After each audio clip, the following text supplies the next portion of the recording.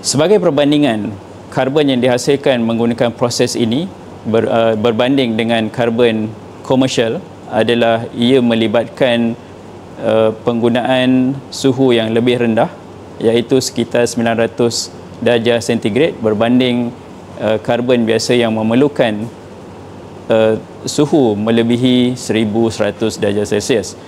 Ini akan dapat mengurangkan penggunaan tenaga elektrik sewaktu proses penghasilan karbon.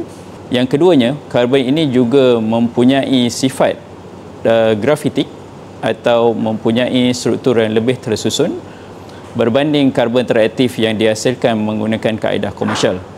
Secara berbandingan, ia menghasilkan grafitik karbon yang lebih konduktif dan juga sesuai untuk menyimpan elektrik dalam kuantiti yang lebih tinggi berbanding karbon teraktif menggunakan kaedah biasa.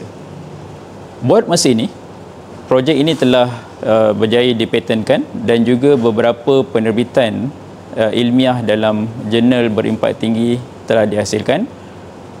Pusat kecerdasan dalam fasa untuk meningkatkan pembangunan produk ini daripada TRL 4 kepada TRL yang lebih tinggi menerusi pembiayaan geran-geran universiti dan juga MOSTI supaya ia dapat dihasilkan pada skala yang lebih besar dan juga peranti yang lebih sesuai untuk digunakan untuk aplikasi yang lebih bersesuaian. Contohnya, ia boleh digunakan untuk kenderaan elektrik, ia boleh digunakan untuk bateri drone dan juga ia boleh digunakan sebagai power bank.